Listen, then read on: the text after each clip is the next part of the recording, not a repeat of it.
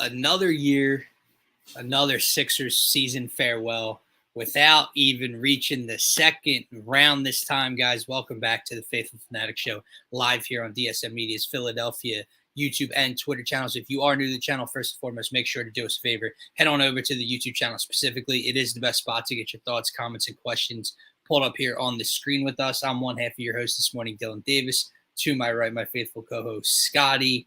Where does Daryl Morey and the rest of the Sixers go this offseason? Were you disappointed or were you expecting this outcome in the first round versus New York? What went wrong in Game 6? We're going to talk about everything on this morning show. Just needed a few days to just figure things out, man. Like, if you know, we were ran by a company that was paying us, we'd have to be on the next day. But when we have the freedom to kind of gather my thoughts for a couple hours and a couple days and really figure out what happened, where I want to go next, what all the rumors are, what other people think, I'm going to take that time. And that's kind of why we're here on a Wednesday break, giving our farewell to the season, man. But we'll get into it. I'm like still just disappointed. I said to you before the show, like, I'm watching the Cleveland Cavaliers play in a second round matchup last night on national television. Like, let's just stop. Like, I don't know. We'll discuss all of it. But the Cleveland Cavaliers stink. You said it too. Like, they went to 7 with an Orlando Magic team that we swept in the regular season without Joel Embiid, basically. Like, the Cavaliers stink, and I'm watching them and move on and advance. And we're going home in the first round already talking about our offseason additions and subtractions. So it's a frustrating time to still be a Sixers fan. No, that's the best way to put it. I thought you laid it out there pretty well, man. I thought you did, because it's just a frustrating situation. Obviously the Knicks, they, got where they got to. They're taking on the Pacers now. But it's just like, man, we just had the luck out and, deal with like the New York Philly rivalry the first round. I'm not going to sit here and like complain about it. At the end of the day, he got injured, things happened. That's the way it played out. And the Knicks won that series. However you feel about that, they did win the series, right? But it's a confusing time, I would say, man. Like, am I happy with the season? And B was out half of it, came back in the postseason.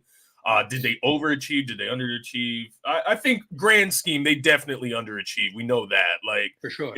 It's not like, oh, they overachieved. I shouldn't pose it that way, I guess.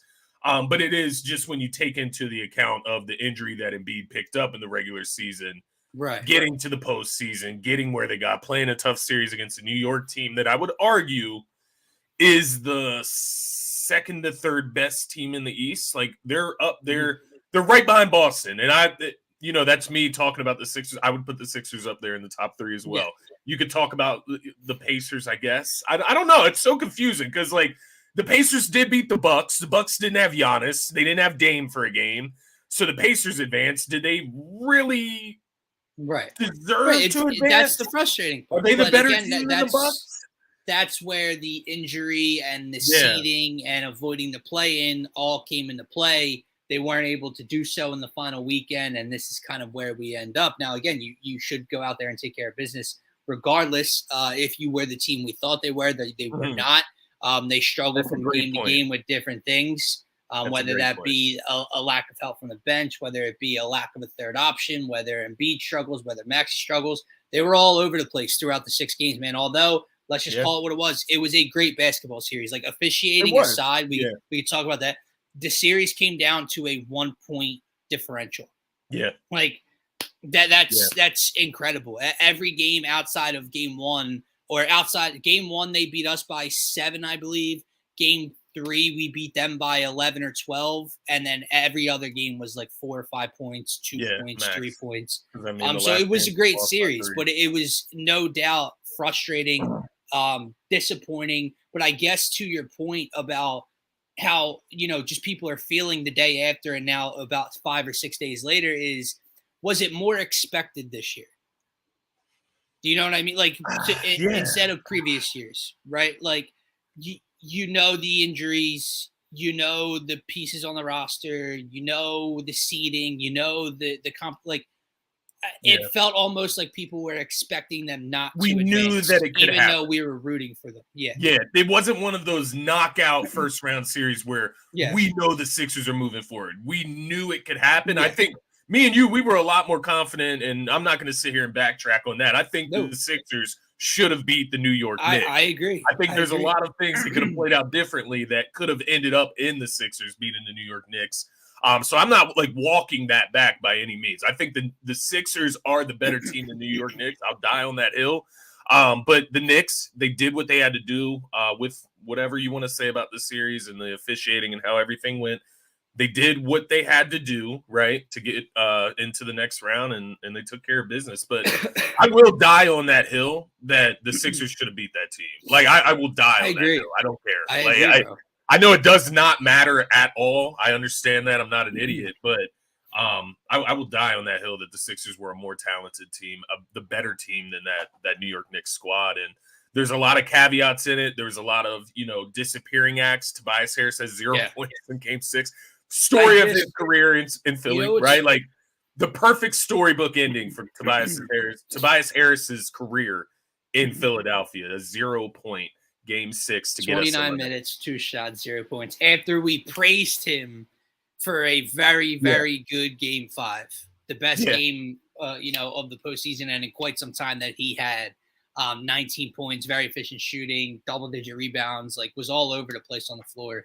And we sat here and said, man, if you can get anything like this, Tobias Harris, the Sixers would have and could win this series. And not only do you not get 19 points, Tobias, you don't get 8 points, Tobias. You don't get 7 points, Tobias. You get 0. An absolute nothing, an absolute no-show. And it was the best farewell that I could have drawn up. But it was very sad way to go out, man. But I do agree with you, and I just watching this NBA postseason and watching the Knicks series with their role players, and I'm watching. My TJ McConnell and Obi Toppin are popping off for the Pacers off the bench. There's just dudes all across the board. Isaiah Joe's playing meaningful minutes for the Thunder out west. All this stuff's going on, and I'm like, in my head, like, I don't know why I feel crazy. Like, TJ McConnell and Obi Toppin, I've watched them for Obi Toppin the last 6+ years. TJ McConnell goes back a decade plus here in Philadelphia. I've watched them for so long. They should not be better options than Tobias Harris, Kelly Oubre Jr., Buddy Hield. Now, don't get me wrong. Like, Buddy Hield was incredible in Game 6. Kelly Oubre showed up a little. But, like, I'm watching TJ McConnell consistently be a piece off the bench. Obi Toppin be a piece off the bench. You just said it. Peyton Pritchard splashing half-court threes. Can we get a Derek White? Can we get a Derek White? It's frustrating because I feel like they shouldn't be better than what, like, I guess that's where my false hope comes into play. Maybe I overvalue the names that we brought in. Like why is Dante DiVincenzo better than Buddy Hield? Why? Right. What makes him better? Right. What is he better at? Go back a year ago. Would anybody have said Dante DiVincenzo is better than Buddy Hield when Buddy Hield was with Indiana and Dante DiVincenzo was coming over to New York? No. It's at least close, right? Like, it's at least close. Like, it didn't look close. Scotty, at one point in New York, Obi Toppin couldn't do a single thing besides dunk a basketball. Yeah, he couldn't get on the court. And now he's a legitimate 6th or 7th man off the bench for a team fighting for an Eastern Conference final spot. And it's frustrating. It's really frustrating. That is the crazy part about Game 6 is I look over to the box score because you get zeros, you get donuts from Kyle Lowry and Tobias Harris, but you did get 17 from Oubre. You got 16 from Batum, and you got 20 from Buddy Hield.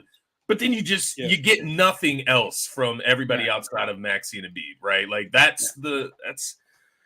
it's so confusing. It's so confusing on how it played out. You get 39 from Embiid in this game, 39 and 13. But once again, man, it's like it's gonna get forgotten over the years, and I'm gonna sound like a little crybaby bitch, but like the officiating, man, in Game 6 and Game 2. I mean, that I don't know how we can't like look back in retrospect and sound like crybabies, but like I don't know how I can't like acknowledge it that it happened. Like these calls, these crazy calls, and then you watch. Now we're getting way off track. Then you watch Game 1 of Indiana in New York. That was some kick ball, huh? That was some kick ball. The no foul on the 7-footer Miles Turner. Jalen Brunson's getting up and contesting and blocking his shot without fouling him. Like, but the illegal screen, man, with 30 seconds left that they called on Miles Turner because DiVincenzo flopped. Like, I'm just, it's incredible. It's a bad watch. I'm not gonna lie to you. Like, it is. Like, people think, oh, it's the New York market. And don't get me wrong. Like, Jalen Brunson has been absolutely out of this world. Ever since outside of Game 2, but it really does. Like, what people try to say about Joel Embiid is exactly what Jalen Brunson is, if that makes sense. Like, the foul baiting, then not looking to score. Joel, if you guys would just watch a single 10-second clip of these foul calls that each get, when Joel Embiid gets fouled, it's on an attempt to shoot. I would argue with you that 75 to 80% of Jalen Brunson's foul calls come from him initiating, going backwards, going sideways, flailing his head back. Yeah. Just random shit, like off ball. Like, he grabs dude's arms and flails his head back and gets called, and gets he did that to Batum several times in the series. He did it. He just did it against Indiana. Not even going up for a basket, bro. On an inbounds play, he's holding Batum's arm in his, like, in between his arm and his like armpit or whatever.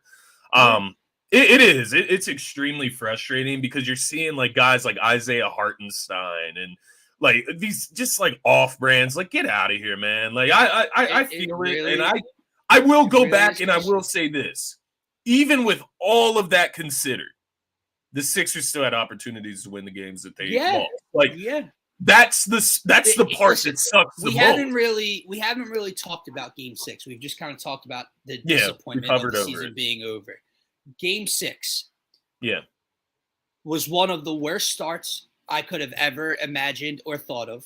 How? Followed by one of the most exciting quarters of Sixers playoff basketball I've ever witnessed. Yeah. To be down 22 points late in the first quarter and take a 5-point lead heading into halftime was unbelievable. Yeah. They got up 10 in midway through the third quarter, and that is where they lost the game. As crazy as that sounds, that is where the 76ers season ended. You got up 10. You got multiple stops in a row. Maxey missed back-to-back threes. Buddy missed a 3, and Oubre missed a 3. You got like 4 stops in a row. Missed open shots to extend the lead and bury them tonight. You didn't, and the Knicks followed it up with like an 8-0 run 2 minutes later, and that's where the season ended right there. That was the story of the series because there were several spots in other games where that was a possibility. The Sixers get up 6, 8 points. They get a few stops, and they're just not able to capitalize, or they have a dumb turnover or a dumb offensive foul or something. You know what I mean? They just kept shooting themselves in the foot. And I know we can sit here and point to the rest, but there is some accountability to be had by the Sixers here. Yeah, man. I mean, it's hard to know where to start, but I'll start with Game 6. In this case, obviously coming out on the slow start at home, right?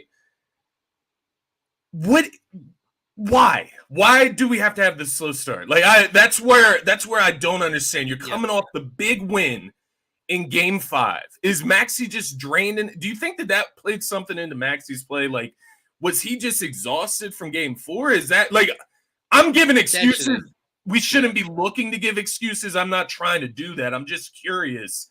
The drop-off, right? The drop-off from Game 5 to Game 6 for Maxey specifically was huge. He was not hitting the shots that we're used to him hitting. And it was a very weird start, man, because the Knicks not only came out and played well, they legitimately like didn't miss. They started the game like 7 for 8 from the floor, 8 for 9 from the floor. DiVincenzo had like 2 threes in the first minute and a half. Like, you add that on top of nobody for the Sixers outside of Joel Embiid could score a point. So Yeah. they got out to like a legitimate, like, I mean, I forget what it was at one. I know it ended up being like 33-11 at one point, I believe. But like even before that, I think it was like 19-4 or something. Yeah. Like that's how slow of a start they got out to offensively. Add on the fact that the Knicks couldn't miss. It was a legitimate, like, perfect storm for the New York Knicks. But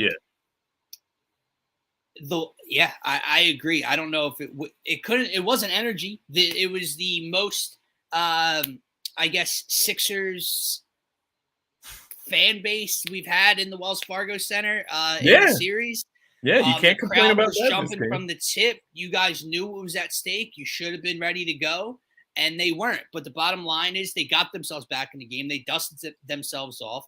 They took a commanding double-digit lead in the second half, and that ultimately wasn't good enough. And it was incredibly frustrating to watch. And, you know, the issue that I have with this Sixers team, and we talked about it, I said it in the beginning of the show, how it was just each and every night, right? Like game 5, Joel Embiid literally was terrible. He had a triple-double, but he was still terrible. All those turnovers, only 19 points. Like he was not good. Meanwhile, you get a Maxey breakout. Other games, Embiid and Maxey combined for 75. The bench gives you 4 points. Yeah. The issue that you had in game 6 was, okay, Embiid played great, and you got help from a couple different guys. Yeah. You had 2 starters with 0. Give you 0. And the guy who saved your season probably had the worst game of this series in game 6 in Tyrese Maxey. Of his games. Like it was his worst game of the 6 games. That was definitely so 2 starters are 0 and 1 star struggled. Yeah. There's just no cohesion. There's no consistency. There's no Embiid and Maxey are on fire and Buddy Hield's giving you 20 and Oubre's giving you 17. They never got that throughout the series. Meanwhile, New York did from different guys. Do you think it could be? I know it's not this simple. I don't want to like just give excuses because it's what it kind of feels like I'm doing, but when you just look at Tobias, man, is that just like the underlying, like of like the last however many years he's been here? Like, is that just the underlying theme of like, this is going to happen at some point? Like if it wouldn't have happened in game 6 where he scores 0 points, it takes 2 shots. But it takes 2 shots. What is your job on the team? What does he do well? Like, he's not the greatest scorer on earth, but he can score the ball. Like, that is what he is supposed to be good at. Shooting. It was a magic show-esque disappearing act. Like, it was... And so, like, did that just seal the deal? You know what I mean? Like, did that just seal it? When you're getting 0 from your $37 million player, and it's not that we should be surprised. But is it that simple? Like if Tobias gives you 3 points on the night, you tie the game, you go to overtime. I'm still a little surprised at it. Like 0? Yeah, exactly. Like as bad as he was this year and down the stretch, he still averaged like 15 points per game this entire season. Even in his bad games where we're like, oh my God, get this dude off the floor. He gives you 8 to 10, 11 points on 40% shooting, whatever it is. We laughed at game 6 last year against Boston. 2 points in 40 minutes. He topped that. Like he blew that out of the fucking roof somehow. He blew out a 2-point game 6 performance from a year ago with the nothing burger. Like the nothing burger. I've never seen anything like it. Scotty, I legitimately like we've said this before. If you played a would you rather game, you could take a lot of bad NBA players and we would say, all right, man, like stop. We would take Tobias Harris. Let's stop that, right? Yeah. I would argue you could take almost any other starting or bench piece across the entire NBA, and I promise you they score.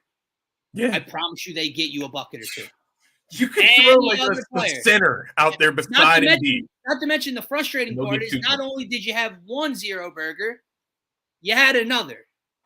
And a guy that's obviously less responsible on the offensive end than your max contract player is. But just still, no contribution. Kyle Lowry doesn't score. Like 2 starters with 0 points can't And happen. 2 shots each. It doesn't happen, shoot bro. the ball twice. I mean, I could go across every box score from the entire postseason, and I promise you that hasn't happened to another team in any game. Yeah. Tobias Harris averaged 9 points, 7 rebounds this series, 1.5 assists. This is something I was going to bring up to you. 43% from the field. Yeah. Go ahead. This is something I was going to bring up to you because there's a few things that pissed me off in game 6 from Nick. I mean, one of the things we talked about on the pregame. Did Paul Reed? I don't remember, but it felt like Paul Reed played the most minutes he played all series. He at least got the most amount of runs altogether. Like I'm pretty sure he played 8 minutes in this game. So compared to other games, that was it was the third most. So games 1 and 2, he played more minutes than that, and that was the most minutes he's played since game 2. Okay, so 3 games later, you play him the most minutes. Mind you, where the minutes are at are key as well. I'm pretty sure he got 4 different runs, is what I'm saying. Like he got out for 4 different times. 2 minutes each, probably. You stuck with that essentially, and every time he got on the floor, it was a disaster class. Buddy Hield gives you 17 points in the second quarter. And Buddy Hield doesn't see the floor until the fourth quarter. That can't fucking happen. And he knows better. Like, he is way too good of a coach. He has stuck with the hot hand all year, all series. Yeah. He's shown he's not afraid to put Tobias on the bench in the fourth quarter. He's shown he's not afraid to end the games with different lineups. Yeah. How does Buddy Hield give you 17 in the second quarter on that shooting, and you don't get him another look until the 10-minute mark or so of the fourth quarter? Yeah. It's inexcusable. Yeah. It's piss poor coaching. Yeah. I think that's a good call out because I think I don't want to say we take it easy on Nurse because I think there was a point in the season where we were kind of criticizing Nurse a little bit more than everybody else was. And I think it was when Embiid was out and it was like, it's not really fair, but you can still be better. Right. Yeah. And in this case, yeah, man, I think when you look at this situation specifically, when Tobias Harris is literally giving you nothing, I don't care about defense at this point. Like, he's giving you zero. He comes off the court. He shouldn't even play 29 minutes, right? Like, if you didn't score in the first half, you shouldn't come back onto the court. He's not that type of player anymore that he gets, like, automatically granted minutes, right? That he's just locked into the rotation. If you're not playing well, and Buddy Hield, I'm curious, what was the score total for Buddy Hield at half? Where can I He had 17. He finished with 20, I believe. Okay, so he hit one shot in the second half. He had 17 in the first half, 5 threes. I think he went 1 for 2 in the fourth quarter.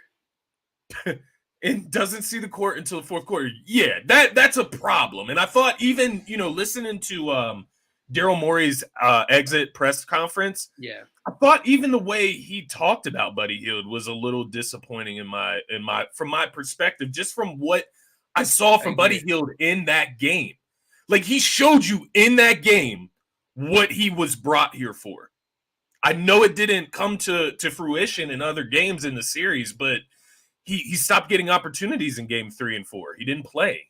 He comes back, he gets his next opportunity, or game 4 and 5 maybe it was, but comes back in game 6, gets his opportunity and takes advantage, but then doesn't see the court the entire third quarter. And then, middle of the fourth quarter, you try to throw him in there. And it's like, I get you don't want to go. You want to go out with your guys. I get it, right? Like, if you're going to go out of the playoffs, you want to go out with your starting 5 or whatever, the guys that you trust the most. That's why they start. But this whole charade, man, it's almost a blessing in disguise that, Tobias didn't play well. Like, he played well in game 5. It's almost a blessing in disguise that he played like this in game 6 because don't even fucking think about it. Don't even fucking think about bringing him back. It's funny, bro. I saw a couple different people saying that was the most worrisome part of what he said about Tobias Harris being a player. I honestly, and in the tone he said it in, in the tone he said it in, I think he was just being respectful, like paying comment and not like trashing the dude. Like in my mind, I listened to that and in no way, shape, or form thought, oh God, he might actually bring him back. Like some people are freaking out. I think it was just, what's he going to do? Be like, exactly. Tobias Tobias is a well-mannered guy. Like he is a good dude. Like outside of basketball, Tobias Harris is a good guy. But, you know, at the end of the day, you as a GM, you got to respect him because you don't know what other, you know, relationships you're going to run into over time. And you got to show, like, especially with the history with Harden, right? Like, you got to show a little bit of good faith towards the players on your roster. But, yeah, I think the writing's been on the fucking wall for this guy. So I think that is a blessing in disguise for the Zero Burger, man. This is a funny comment because it's kind of where I was getting to throughout this series. And don't get me wrong, I never wanted them to go home. Even when you're down 3-0, 3-1, like you still know, like on Thursday, the Sixers play. Like you never want that to end. And you always have something to look forward to. While I was watching the series, I was watching the Embiid injury, him hobble after every block, just not looking right. I'm watching the depth, blah, blah, blah. Yeah. Like I get the path was essentially there. Like, oh, you would have got the Pacers in the second round and then maybe the Celtics without present. I got to the point where I thought this team's not winning a championship. Like, honestly, the Pacers. I realized it more than previous years. Like, obviously, they weren't winning a championship any of the previous years. Yeah. But, like, in the midst of the second round matchups, you think there's a chance. I'm watching this Knicks series, and mostly because of Joel's leg, like, and his face, like that's why. It's not like mostly the team. Or anything. I'm watching that guy, like, and dominate, but still look like that. And I'm saying, is he playing into June? Right, because the hard truth series. The hard truth is the pace that the Pacers play at. Like, we think that that's going to go well. Like, honestly, like in the Pacers, do I think they're a better team than the Sixers when Embiid's healthy? No, but when you look at the pace that they play at, the score, the rate that they score, how fast they play, Embiid trying to get up and down the court on that knee, right? The way he was hobbling back, we kind of got lucky the way that the Knicks played. They like to slow it down in a sense, right? Yeah. Like that was kind of a benefit in that series. But Robin Shaw, I mean, dude, I'm not going to be disrespectful, but like, do you watch? Like maybe you're not a Sixers fan, so maybe you don't see it regularly. No, but I think he's a Heat fan. Because for some reason, so you take him. I mean, let him come to your squad and see if he performs well. For some reason, he thinks that Daryl Morey can get Kevin Durant to the Heat. I don't know what Robin's smoking this morning, but Kevin Durant, interesting. Tobias Harris in this series, brother, 9 points. 7 rebounds, 43% from the field, 33% from the three-point line. That's good. $37 million. It's good he saved us. Yeah, I don't know. Right. I like TR's comment. Is this Tobias's burner account, man? It might be. It's a little ridiculous. So go ahead. No, I was going to ask you I'm just collecting my thoughts here. I feel you. I was going to ask, like, what are the steps going forward for you? Yeah, man? Like, that's kind of what I'm getting to, man. I can't sit back and complain and look back and Monday morning quarterback this thing. I've been bitching for 28 minutes now. Yeah, the only thing I can really do is look at what's next. And I think this is where all off season we can have some fun and interesting conversation. So might as well fucking start it today. Joel Embiid will be here. Tyrese Maxey will rightfully get his extension. I'll say Ricky Council Jr. is here. Ricky Council the Fourth's here. And outside of that, I don't know. So I would say next week or whenever we want to, we can look at the Sixers roster and talk stay, go between Buddy, Payne, Oubre, Lowry, all those guys. Yeah. Get into that next week. But the what needs to change, what needs to be different is what's coming in via trade, via free agency, whatever, with all this cap space Daryl Morey has to work with. This is it for Daryl Morey in Philadelphia. Like, truly, like it. I'm not saying like NBA champion or bust. I'm saying like has to reach an Eastern Conference Finals or NBA Finals or bust. Yeah. This is his opportunity, right? This, Like with this this is team. everything. Like, look Yeah. at it's a clean, like, it is a blank canvas with Maxey and Embiid's names up top, and you basically can try to do whatever you want to Yeah. fill out the rest of the roster. You're going to Yeah. bring a few guys back. There's a few younger guys you're going to keep, whatever. You're going to have a lot of new fellas to walk in. Let's get to the rumors.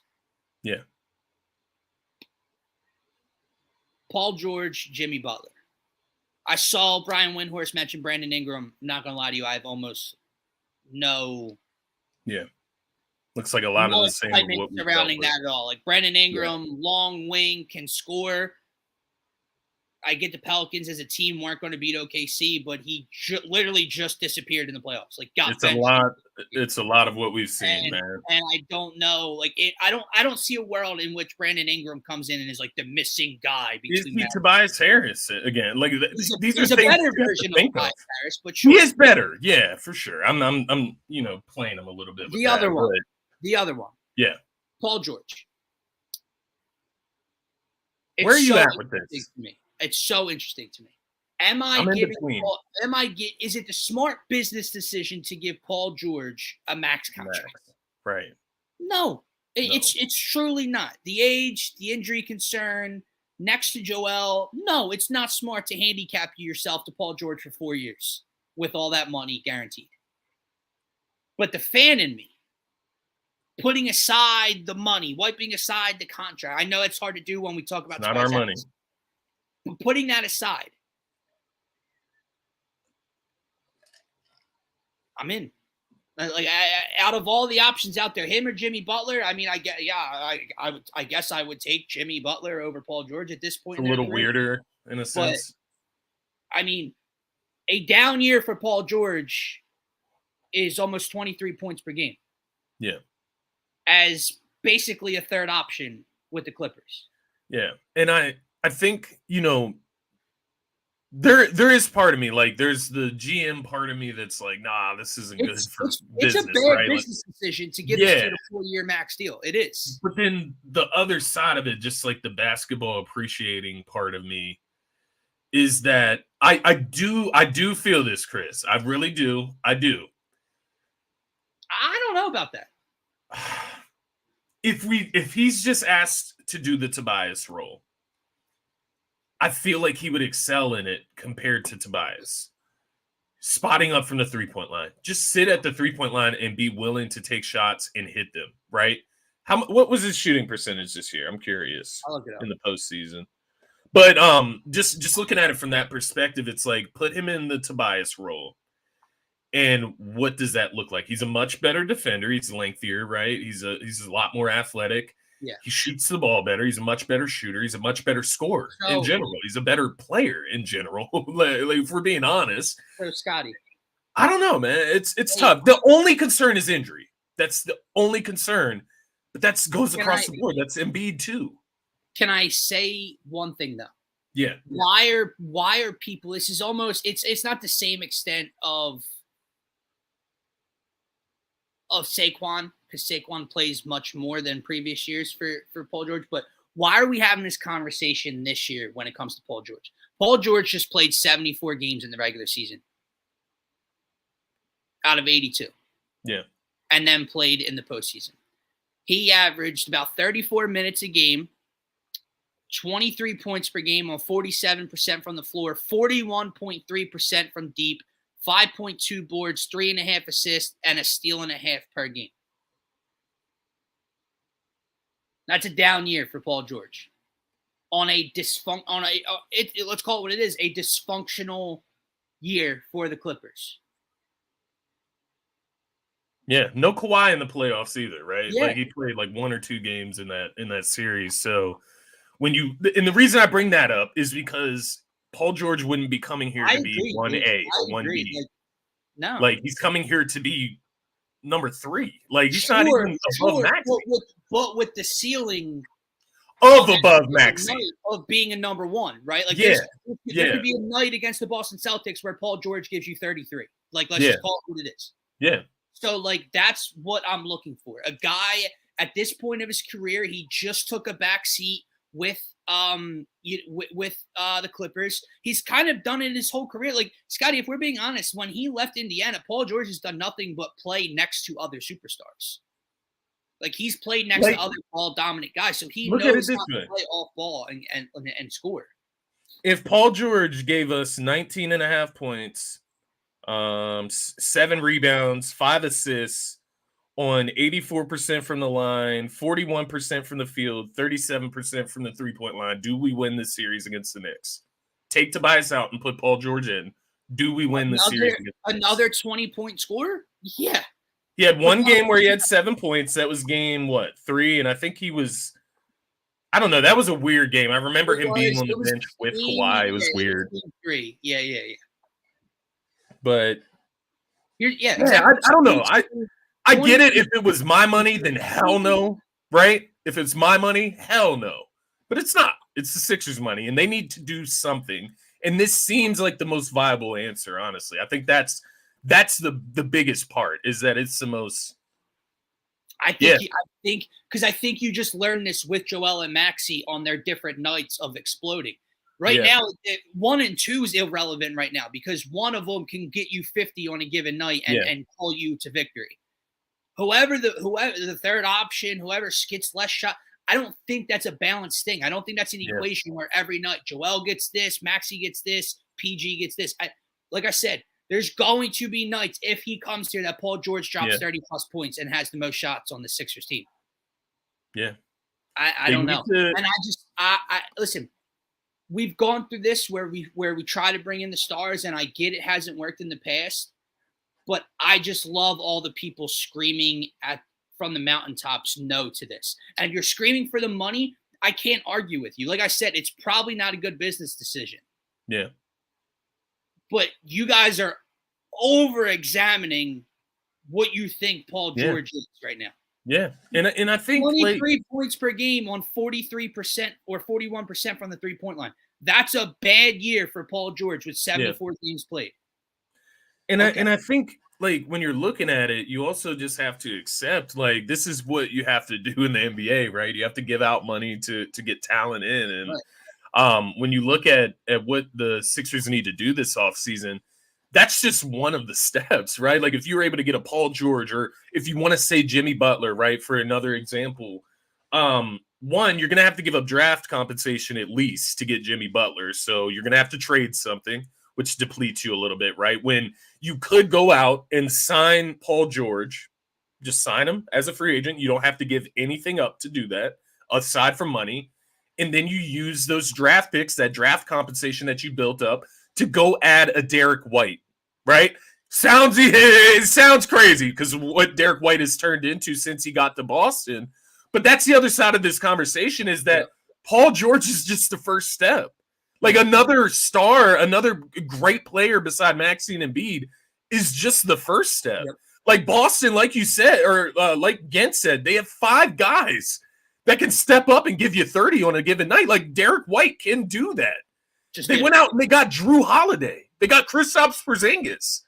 Like, this is what we're competing with. And I know they're not going to be able to retain all of those guys, but they've retained their core. Those guys are locked in for multiple years. So you have to go out, and it's got to be an answer on that third role. Once again, you got to find an answer there. You got guys in the mix like Kelly Oubre if you bring him back, guys like Buddy Hield if you bring him back. Those guys will fit well, but you can't have Kelly Oubre as your third scorer, right? Yeah. Like, that can't be a thing, and that's what it was this year. I think to Gid's point here, it's like, it's not saying that bench and role players aren't important. Every championship team has them. But it's a 3, and then there's a guy or 2 that comes off the bench. Like Denver last year. Denver was it's not 2 players. We're saying 3, and then 2 other guys. Denver, let's look at it. Jokic, Murray, Michael Porter Jr., right? And off the bench you had what? Bruce Brown and Jeff Green. Yeah. Like, the thing, I think the difference is you have to get closer. So, they took DeAndre Jordan from us and won a championship. So look, the issue is, it's not that bench players don't matter. It's not that only 2 guys get it done. They both matter. The thing is, in past years we tried to win it with 2. Embiid and Harden, right? We tried that. Embiid, Harden, and Maxey, no bench. This year we tried Embiid and Maxey and all bench. Yeah. That's not getting it done. Like, that's It's not, sporadic. you can't go out and have $68 million in cap space and just fill it up with 8 different, role players and good, solid players. Yeah. No. You Because need I know a third option and then about 3 other guys that can complete and round out this team. Because we sit here and we look at the Denver Nuggets, and mind you, it's a great example of like a perfectly built team. They have the perfect role players on their team, but that's just that. Right. They are the perfect role players. Aaron Gordon is the perfect role player. There's not going to be another Aaron Gordon out there on the market to coincide beside Embiid, right? Like that is the thing that I'm realizing now. Like, yes, I was in the camp. Like, yes, I would love to build like Denver builds. I would love to have, just these like upper tier role players, but to just replicate. It's not. You're not just going to find another Michael Porter Jr. this offseason to be a, floor spacing shooter that can also rebound and has great size. Right. Like, you're just not going to walk around and find that in the NBA. It's a commodity, right? A high commodity. And that's the thing though. But the other side of that, yes, I do agree with you. I think you may have like kind of talked me into it because I've been on the fence, and maybe I'm more on the fence of like trading for Jimmy or signing Paul George. Like maybe that's where I'm at. Yeah. Like, I do think they need something else there, but I also think whoever they bring in needs to have the ability to step up ahead of Maxey, but also have the respect and dignity to understand that Maxey is higher on the totem pole as well. That's the other side of things, but that's not the biggest deal here. But that being said, I think what you're saying is Chris and Matt are both right. You're both right.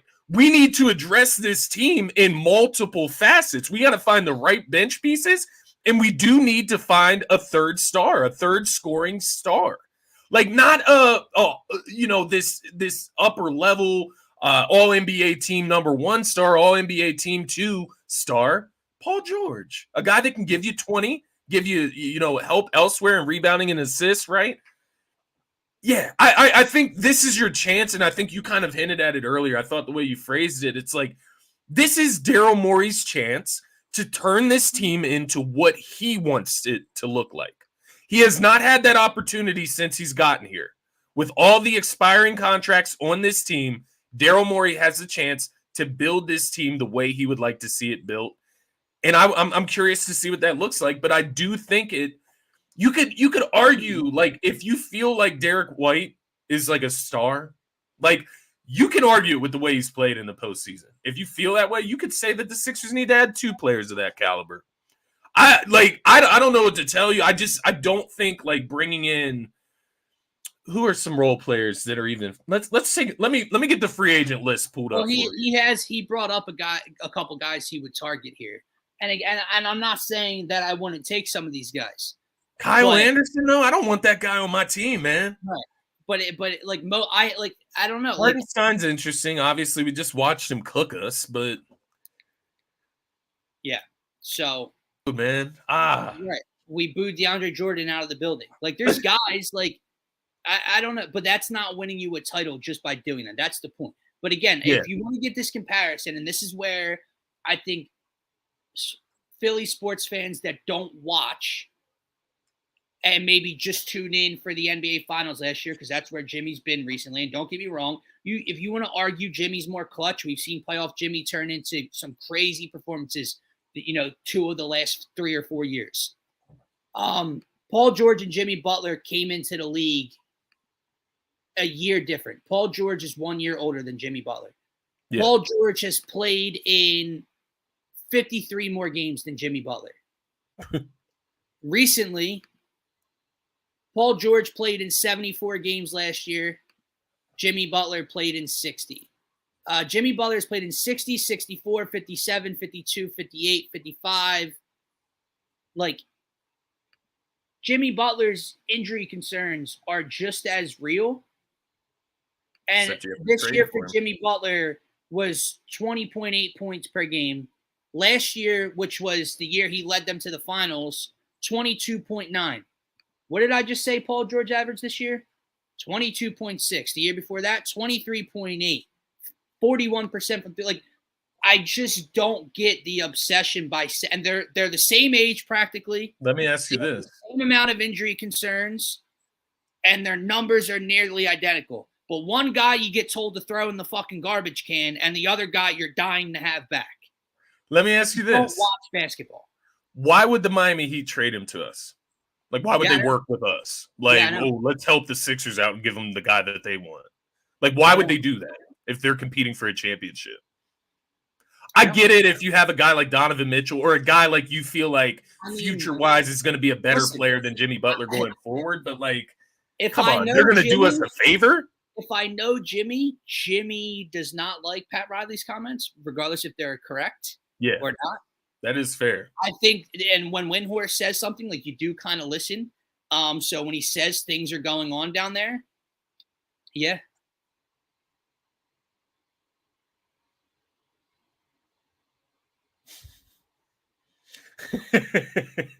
I was reading all his comments there. Don't say it. I'll honor that. I will not say his name anymore. I will not do that for you, Marshawn. Because that is it's traumatic, I would say. Yeah. It's interesting, man. So looking at the free agent list here, man. Let me ask you this off top, and I know this is crazy. LeBron, is there any chance? No. Do you think he's leaving LA? It doesn't make sense from like a living standpoint. I'm going to say no. And if he was to, I don't care what the betting odds say. I don't think he's coming to Philadelphia. Yeah. He would probably stay West Coast. Just family. I mean, at his age, why would you move from LA? That's the biggest kicker for me. But I do look at opportunity as well. Like, what team would have a better opportunity for him to go out as a winner? I don't know. It's interesting. But Paul George is that next guy up. You got the Klay Thompsons of the world. No. James Harden. Pascal Siakam. DeMar DeRozan. Bruce Brown. I mean, Buddy Hield's a free agent. OG Anunoby. D'Angelo Russell. It's interesting, man. Like, does OG Anunoby, does he stay in New York? I feel like he does, right? Like, it seems like he fits well. Yeah, but what's the money come to? Are they offering OG Anunoby a max like he wants? Right. And if you get down to that situation, are you giving OG a max or are you giving Paul George a max? Thank you for saying that. For 1 or 2 years. Yeah. For 1 or 2 seasons, because that's what matters. Yeah. Embiid's window. Like, I think that's the other thing that's getting misconstrued here is like, and I've been part of that camp as well. I've thought about it, but like post Embiid, right? The Maxey era. I have no clue what that's going to look like to say, like, let's hold out hope for that era. Like, I have no idea. I have no fucking clue what that's going to look like. Maxey is a great player. Interesting. PR says he would give the bag to OG first. No, you're good. I clicked on it as well. I disagree, but that's just I don't know. It's what I hate. I think that's like ceiling versus consistency, right? Yeah. But I'm not trying to call Paul George inconsistent. The big concern with him is just injuries. That's his concern. But yeah, I don't know. It's interesting. I'm even looking at like the role players. And the other thing is, like, if the Sixers offer a max, does LA match it? Or whatever the Sixers do offer and he accepts, does LA match it? Do the Clippers try to bring him or Harden back? Which one do they try to bring back? Right. I mean, I don't know, man. I guess this is kind of a vibe I can get. Like, OG is a better, like, he does the other little things much better than Tobias, but he can give you an O for night. He can give you that in the postseason, man. He hit some big shots for the Knicks. Here's the thing, though, Martian. They are a team, except 4 or 5 of the 6 that you're talking about are fucking stars. They're stars. They're not just a team. They're not just guys. They're not just Nico Batums and Kelly Oubre's and a bunch of guys we can bring in. You could argue Derek White is better than Drew. Right. Like, they're stars. So yes, you do need a third. It's not just Maxey, Embiid, and a bunch of guys to fill the roster because we make a good team. It's Embiid, Maxey, another guy, and then a couple guys that can contribute. You're not beating the Boston Celtics with Embiid and Maxey and role players. It's not fucking happening. I do agree with you, Chris. That's very well a possibility. I think you're talking about Paul George here, I but would assume so. 2 years from now, I mean, I don't know. I don't know if 2 we can years like from now, live what's for Joel 2 Embiid? years from now. What's Joel Embiid? Yeah. 33, 34 years old, more like you This again. is our window, man. Exactly. And I'm not trying to put this franchise in cap hell. And when Embiid's fire burns out, and Yeah. OG, yeah, no, Means yeah. OG. Well, Even the argument with Paul George, like I think that's what some people Yeah. are saying. Like, oh, I'd give Paul George a 2-year deal, but I don't want to give him a 4-year max. I'm not arguing that. But if that's what it takes to try to win over the next 2 to 3 years, I'm doing it. Like, again, Yeah. Paul George isn't Paul George of the old. Yeah.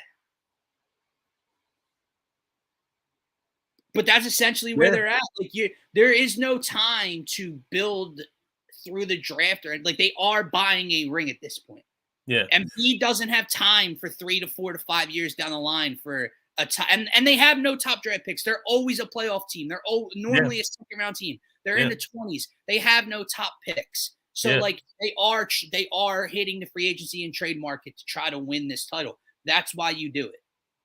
I do think this is our last year. Like, in a sense, if they could get to the Eastern Conference Finals, I think that would hold Embiid over. But if you get to that same spot, now this is barring Embiid being injured, because if Embiid is injured, then he can't blame us. He can't blame the Sixers for us not advancing if he's beat up again going into the postseason. Right. But I think that's why Paul George, if you're him right now, if you're him right now, and you're that beat up, and you just dropped 39 in a game 6, you're probably a little pissed off you got sent home because you're doing absolutely. The thing I will say, though, I do agree with you with the injuries and with Joel's future. The scary thing is, man, we keep saying, like, and it's the truth, like, we do just want to get to the Eastern Conference, or hell, like, if we could get to the finals, but it's a hell of an achievement, whatever. Yeah. We're talking about a window that continues to close with age and injuries. Just getting to the Eastern Conference Finals isn't good enough anymore, almost. Yeah. Not for what you thought the grand goal was for Embiid's time. Let's just say 2 years from now, we get to the Eastern Conference Finals and lose in 7. Well, now Joel Embiid's going on age 34, and we still haven't reached an NBA Finals. Yeah. Is he still the best player in the world? Right. What's his legs look like? Like, you have I'm going to say 3-year window max of top level Joel Embiid basketball, 2 to 3 years of MVP type basketball. And when he hits a decline, it's not going to be a gradual decline. It's going to be body gave out type of decline. Yeah. So you have 2 to 3 years, I'll say, to win. Not just reach a goal, reach another round, win. Yeah. And I think, when you look at this team, and it's something that's been talked about with the Sixers going forward, is do you take the responsibility out of Embiid's hands a little bit, at least in the regular season? Maybe give the keys to Maxey, let him, the younger guy, use his body throughout the regular season, get through the regular season, and try to keep Embiid as healthy as possible. Like, we are now beyond the MVP once, or the MVP season, the 35 points per game on 30. Like, if he does it in a nightly fine, whatever. But those monstrous performances in the regular season are just not necessary anymore, man. Yeah. They're not necessary. They're not doing anything for his career at this point. And so to that point, I think I do understand the idea of going, like, with Maxey as the number one option.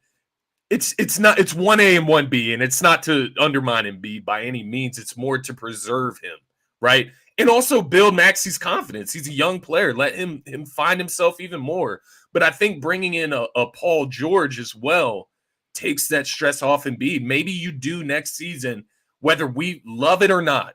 Maybe he sits on tail ends of back-to-backs or front ends of back-to-backs, whatever. Now you have that third star that can step in and be the second star for that night. But that's the other side of it, too. They need to get a fucking backup center, man. It's 8 minutes, 5 minutes. It does not matter. I've heard Bob Cooney talking about it on 97.5, man, and it pisses me off. And I like Bob Cooney. I've actually come around to really liking him and his style of talking about the Sixers. But this one pissed me off because we've seen it so many times, bro, when Embiid is off. This series was the perfect example.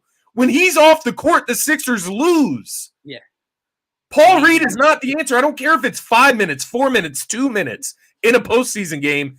He's not the answer. They need a backup center. And if you have to go back down that Andre Drummond route again, then do it. Do what it takes to do it and get it done. He's clearly been the best backup for Embiid that we've ever had. And it's not just that, like, okay, he's not as good as he was, whatever. The thing, you don't need a backup center that can score. What is it? Would it be nice? Sure. You need someone to just hold down the fort while he's getting rest. Yeah. And the issue with Paul Reed is not only does he give you next to nothing offensively, he gets you killed on the other end. Why? Body. Because he's not a goddamn center. He's an old school power forward. He's 6'9", can't handle the ball, and can't shoot. Yeah. That's the problem. He can hustle, he can try to rebound, he can do whatever he wants. But when he's amongst the trees with Isaiah Hartenstein and Mitchell Robinson and all these 7+ footers, he gets brutalized. Yeah. So even if Andre Drummond comes in and averages 2 goddamn points on the season because he just dunks once a game, if he can defend the rim and clean up the glass 95% of the time like he will, that is good enough in the non-Embiid minutes. The issue is you had someone out there that would allow Isaiah Hartenstein to score 3 possessions in a row on him in 35 seconds. Yep. And a 10-point lead goes to a 2-point lead like that because this dude can't get a stop, can't rebound amongst the 7-footers, and can't help you offensively. That's why you need just anybody else. Just give me a viable 7-footer. Like not Mo Bamba, not frail ass Mo Bamba. Right. Give me a large physical. Give me Isaiah Hartenstein. Like I hate literally. Give me him as the backup center. It's hilarious. I'm looking at give us someone like that. I'm looking at the free agent centers right now. So you got Jonas Valanciunas. I think he's a little bit out, right? Like he's not for a backup center. Yeah. Rashawn Holmes, he's a little washed. I haven't really heard from him in a while. James Wiseman, Nick Claxton. Yes. He's annoying as fuck, but bruh, that would be a legit backup. Isaiah Hartenstein, you mentioned, he's a free agent. Yeah. Mo Wagner, Daniel Tice, Mason Plumlee, Andre Drummond.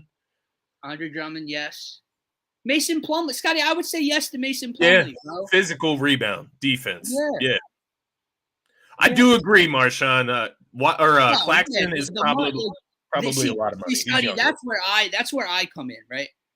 When we talk about money, like these are the guys I'm not throwing the bag. Yeah, like, I agree with that. People complain about the max deals and overpaying for older stars and stuff like that. I'm not throwing extra money at backup role players because that's where I'm not going to be. Man, what about a Luke Cornett? And I know it sounds crazy, but he's played well for the Celtics. Yeah, maybe it's just the Celtics, though, right? I dog him every time I watch them play. Like I sit there and just laugh at him with his 70s style shorts, ugly ass, pale ass, high white socks. Like just doesn't belong here. And then I watch him catch an oop with one hand back here last night and flush it. And I go, oh my God. How somebody on our team can do that. Yeah. Paul Reed can't do that. So they've got some options, but I also think they need to I think this is a big thing this offseason is like, don't just do what we're sitting here saying to do. Like, surprise us, right? Like, figure something else out if you can't figure Paul George out. Surprise us.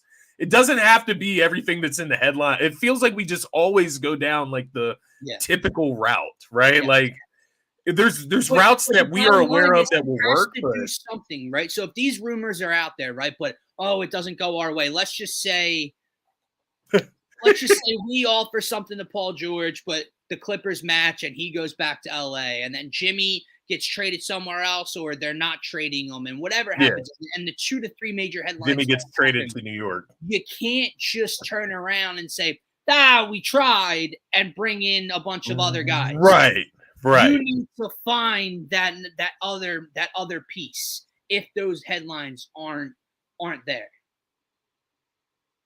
Yeah, man, LeBron James I has been wish. an anchor for 8 years. I don't think it's happening, man. Oh man. Yeah, surprise us, man. That is famous last words. Though. Surprise us with Al Horford max contract. No, either Marshawn Lynch forgot that his all caps button is on, or he's angry this morning. Probably a mixture of both. Angry, not giving a fuck, but oh man, this is the off season. The new pod this partner. Is the off season. We knew this coming into. Could put in a word. Yeah, maybe maybe JJ can come and join Nurse's coaching staff and we can create this like super team here in Philly, man. But yeah. No, it is interesting. This is the offseason, though. Like we said that coming into the season, we also got our hopes up. We thought, any season where you have Embiid, you had Maxi's ascension this year to show he can be a second star. Didn't work out. The injury, whatever the case may be, lost in the first round to the New York Knicks.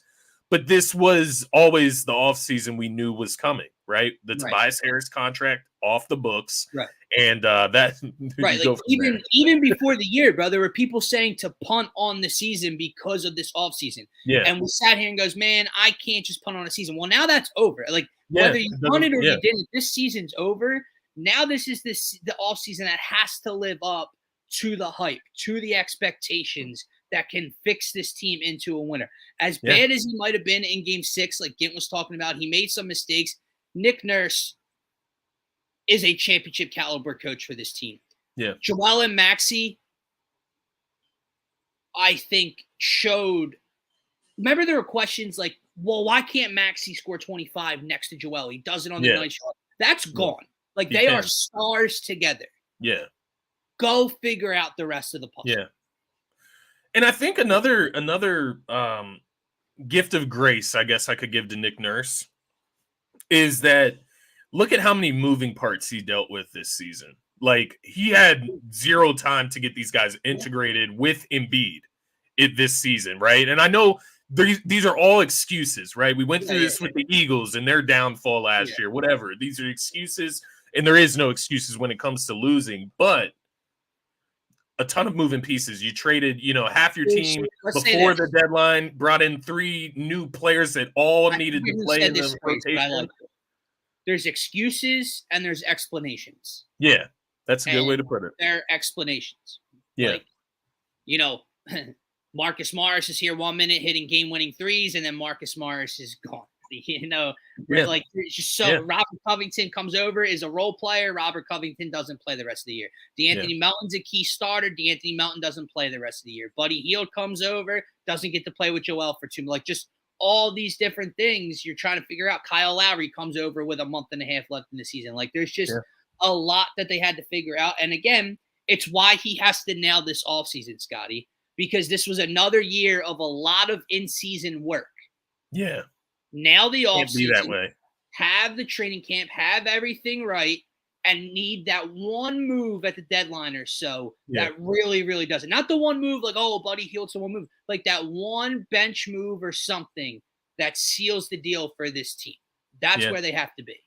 Yeah, I do agree with that, man. I think, you look at the last couple seasons, I think not this past season, but the season before that, right? The season with Harden and losing to Boston in the postseason. I think that was the first time that we haven't had like a monumental trade in midseason in like the last 4 years, right? Like that was the one outlier, because the other seasons you're trading Ben Simmons for James Harden. What did we even do at the deadline last year?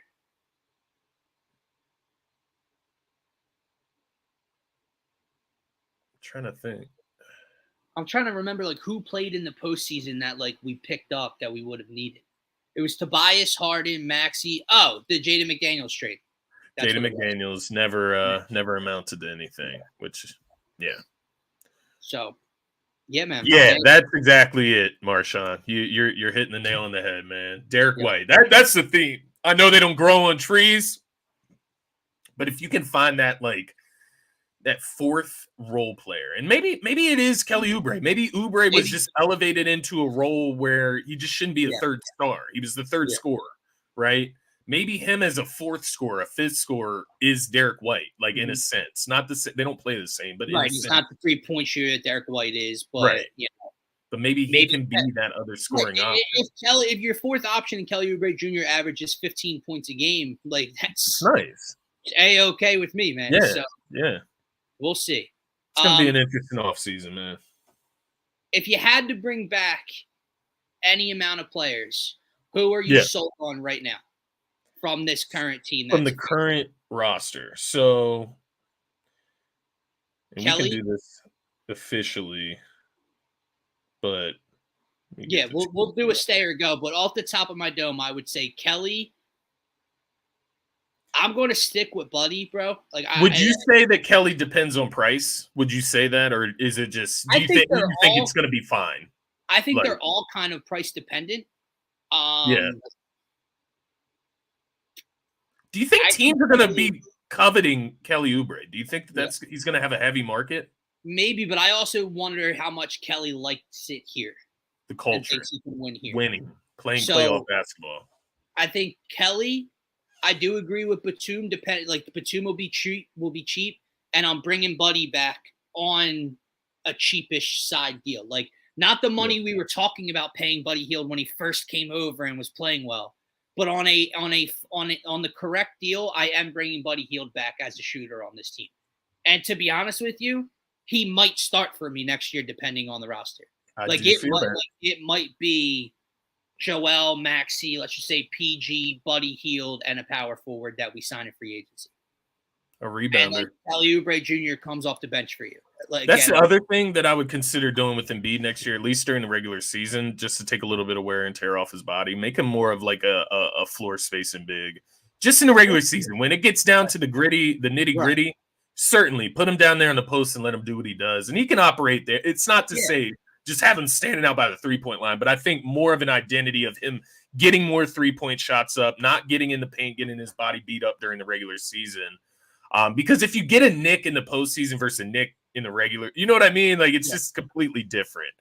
But this is a great idea, though. Marshawn mentioned the Spurs, Keldon Johnson, stuff like that. Like, it's not to say that this is it, that's how we got Anthony Melton from Memphis, isn't it?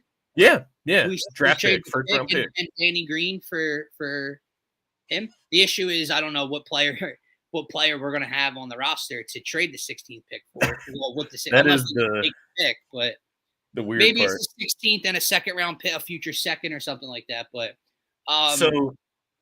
so you said Oubre. Batum. Batum is he retiring or not? Right, that's what it's going to come down to for him.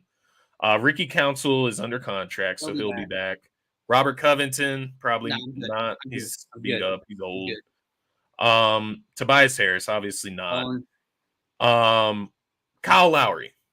Gone. Yeah. KJ Martin. Gone. Role player. It doesn't really matter. DeAnthony Melton. Depends on the price. It's tough, right? Like, he didn't play all year, so his price shouldn't be crazy.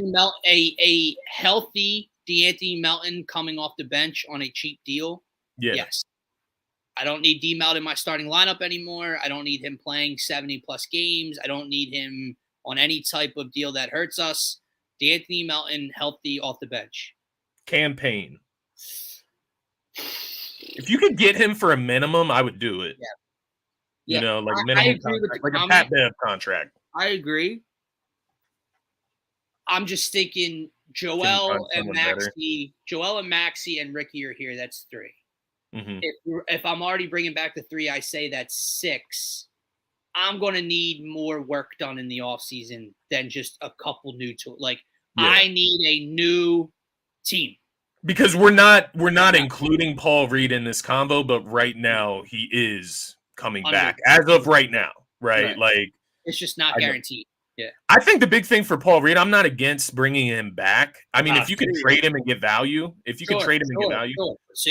you can restructure his contract to much less that would be ideal, right? Like release him and restructure. I don't even know if that's Strange possible, but that's the only way that I would really want Paul Reed back, is on a lesser contract. Otherwise, he can go.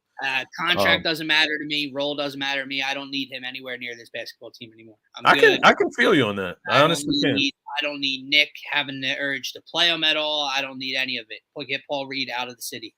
I can feel that. I can get behind that. So again, we'll do an official stay or go and reasons, and we'll look at the maybe talk about the 16th pick. Obviously, it's only the beginning of round 2 of the NBA playoffs, so we have a little while to go before anything can even become nearly official. Yeah. But we have a lot to get into. Speaking of a lot to get into, about to wrap up the show. But Friday is going to be mostly, if not all, about the best team in the MLB. We got to catch up on them, man. Is that correct to say? It is. The Phillies are 26-11. Are the best team in the MLB. This is true. So, there it is. You see that team on the top? That's their name. 26-11. Positivity. Unbelievable, bro. I absolutely Jose. It's crazy. Right before the Sixers playoffs started, we talked about the Phillies, and we're like, "Can we stop the slow fucking starts?" Yeah. Well, yeah. They've put them to a fucking halt. And at this rate, we know they get it going mid-season or towards the end of the season. They start to get it going. So what does that look like? You got August Bryce. You got a lot. Trey's injured right now. Summer Costi. Trey's out for up to 6 weeks, so he's going to come back at some point. Dude, listen, they had the best staff in baseball, and I don't think it's fucking arguably close right now. Rangers, Suarez, it just won't stop. Everyone, again, they're going to play better teams, better lineups, whatever, but every MLB team plays the same schedule throughout the course of a year. They have not lost a Ranger Suarez start.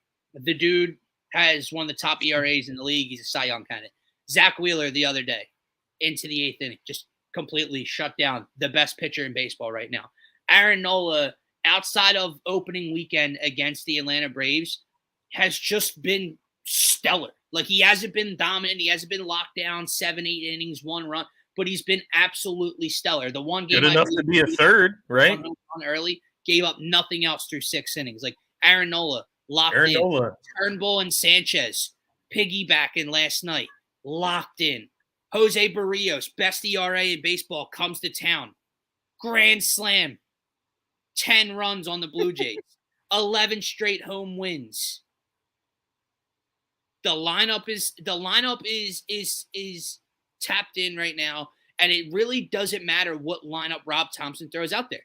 He can throw a lineup out there with Edmundo Sosa, Christian Pache, Whit Merrifield, and whoever else at the back end, and they're still scoring 6, 7, 8 runs in a night.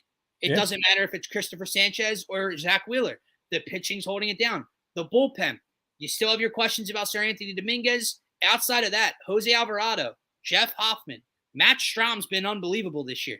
Dude, they're one of the best pens in baseball statistically. They are the best rotation in baseball, and they're, like we always talk about with this lineup, living up to the expectations. Yeah. I'll end it here. Ricky Batalico said something on one of the post-game shows the other day that really hit me. And it's because it's something you and I talk about a lot, whether it be off-season or when they're struggling. How special this lineup is, how deep it is, how talented it is, how star-studded it is, how much power it has. And sometimes when they don't live up to it, when they go through those cold streaks, like Game 6 and 7 of the NLCS, it is one of the most frustrating things to witness. Yeah, Scotty, this lineup from top to bottom is playing like the paper. Yeah, they're playing like the paper suggests. All that power, all those stars, dude. We've only talked about it for 2 minutes. Alec Boehm's the best hitter in baseball right now. That's the crazy part. Alec Boehm's literally been the best hitter in baseball over the last. Bryce is getting going. Yeah, Bryce has it. Bryce in 3 straight days has a 3-run home run, 3-run home run, and grand slam. Kyle Schwarber's on pace for 41 home runs again. Cody Clemens has played 2 games and has almost the same amount of RBIs as Ronald Acuna Jr. does for the Braves. Sosa comes in, delivers. Merrifield comes in, delivers. Here comes Costi. RBI double. Stott hitting 3-something over the last 3 weeks or so. Marsh, not as hot as he was to start the year, still very consistent in the middle of this lineup. Rojas, MLB hitter now. I mean, dude, everywhere. We'll talk about all of it on Friday. Hopefully they go out and get another W tonight against the Blue Jays, or today, excuse me. It's a 1 o'clock start. So hopefully that Nola, 105, I believe, or 130. Nola's on the mound. They had the pitching advantage again, going for 12 straight at home. Hopefully they come away with another W, and we'll be talking about them more on Friday. But this team, best team in baseball, brother. Yeah, man, it's crazy, and it's exciting to kind of transition from the Sixers to this team right now with the way they're playing. Hopefully they can keep it up as we direct our attention there. But this is exactly what they spoke into existence. Expect exactly what we wanted. Did it start as early as we wanted? No. You look like you did against the Braves. You lost a series to the Reds. You won a series versus the Nationals. Then you split. Like, it was not a good 2.5 week start. But since that point, probably since we've been watching it. I've been watching every game for the most part. But we haven't talked about it much. We haven't talked about them because the Sixers, the NFL draft, everything's kind of taken a little bit precedent over them. I mean, dude, they've won 18 of their last 21. I mean, Jesus Christ. So it's exactly what we wanted, man. Yeah, 9-1. They're playing exactly how we talk. Like, it's just what you expected when you put this roster together. If you're Dave Dombrowski, yeah, and I mean, you, bro, I promise, Ranger Suarez, bro. I promise you, you're going to make a move at the deadline that goes, oh my God. That's what I was just about to say. Probably going to be a bullpen piece potentially. Without even thinking about that. Probably a bullpen piece, I would imagine, or two that really come in and solidify that bullpen where there's no really Junior Marte use anymore, or guys like you add a closer or a setup guy that mixes in with Strahm, Hoffman, and Alvarado. That's the piece, right? Like we all talked about starting pitching. I mean, for God's sakes, if this keeps up, man, I don't know what you're looking to do in the starting rotation. I mean, I guess the rich can get richer, but the top three is solidified. You've clearly made it a point that Taijuan Walker's going to pitch because of the money. So that's 4 guys in your rotation. Yeah. And Turnbull and Sanchez have been too good to go. Why? Like, what are we going to do here? Now, again, deadline's a little ways away. So a lot of things can happen. Injuries can happen. Things can change. A couple bad starts could happen from one of those guys, and it changes your opinion and thought process. But right now, it's not in the starting rotation. There's nowhere in the field that you're really upgrading. I mean, I guess we could all sit here and go, "Oh, Nick Castellanos." They're not replacing Nick Castellanos at the trade deadline. It's just not happening. Right. So that leaves the bullpen, and we'll see what they can end up going out and doing. It's one of those things they're playing so well, and if it continues closer to the deadline, obviously we got plenty of time before then. But if it continues, it's like, why would you want to mess with this too much? You only want to move a smaller piece of the team around. But you can make that one game-changing if move. You need to. It's there. Yeah, this team's set up for it. Yeah, you're exactly right. And I think they do. We know Dombrowski. We had a long summer, but this gives you life into the summer. This start right now goes, man. Every night, whether you're on vacation, coming back from the beach, coming back from your deck, whatever it is, inside the Phillies are coming on at 7. Let's go. Like, you know what I mean? It just gives that excitement, that energy. And maybe this is a sign. Like last year, obviously got off to the slow start, and I know we've had them the years preceding that, but maybe it was just the World Baseball Classic, right? Like having an effect on the start of their season last year because they obviously were able to turn it up later in the season. So. Maybe coming off a full off season, right, of being ready and getting a chance to work as a team together really helped them as well to get off to the good start. But Bryce Harper just been insane since he got back. The new baby must have struck him a good one. But man, I can't wait to get into it on Friday because I could sit here and talk about them a lot more today. But I know we're running out of time here. Friday's gonna be fun. I know they've been doing enough of it, but. Please win today. Don't make us look bad the first time we talk about them. Back into you. please win today and not make us look like. How many have they won in a row here? I'm just curious. It's 1, 6 or 2, 7 in a 3, row. 4, It's 11 5, straight 6. at home, and it's 18 of their last 21. Incredible. Yeah. So don't go on no 2-game losing streak as we start to talk about you again on Wednesday. We don't want to be the bad luck. Yeah. So they have today against the Blue Jays at 105, and then they're off tomorrow. What's your best bet? Best bet so for that game? For today, let's see. It's got Nola on the mound. Money line, they were, I think, minus 155 the last time I checked. They're minus 166 now. Little steep, don't love it. Yeah. Minus 1.5, you can't go wrong with. Bassett hasn't been good this year. Let's see. What's that team total sitting at? Team total's 4.5. The way this team's going, I can't argue against it. Here's one. Ooh, I might have to lay this. Talk to me. Aaron Nola over 5.5 Ks. That's interesting, man. I have a capper out here that loves Nola. I'm curious what he's saying about this. So he didn't hit it his last game. He had 4 against San Fran on May 3rd. Before that, he had 10, 7, and 9 in 3 consecutive starts. He has not hit it a majority of the season, if I'm being honest with you. So he's had 3, 4, 3, 9, 7, 10, 4. So he's about 3 and 5, 3 and 6 on the year. Or 3 and 4, 3 and 5 on the year of hitting that 5.5 mark against a Blue Jays team. Can I get their strikeout rate? No, I can't. But anyway. Let me know. I may tail you on that. Let me see how many times the Blue Jays struck out last game. Was Knowles bad in his last game, in his last start? Just curious. No, I believe he was good. I know you said he didn't hit the over. But... So the Blue Jays only struck out 5 times as a team last night. Maybe they're due for a little over. A little bit of a Aaron Nola. Aaron Nola is 4-1 on the year with a 3.32 ERA, 40 Ks to 15 strikeouts. Last game he went 4 innings. He only went 4 innings, but only gave up 2 earned. Yeah, had 4 strikeouts, 4 walks. Yeah.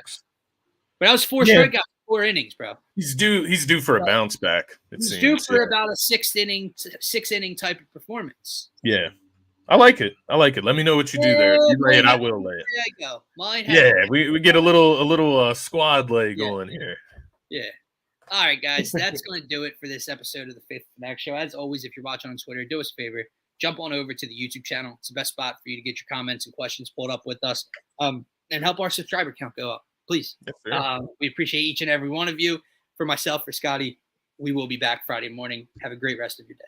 Peace, everybody. Go fight.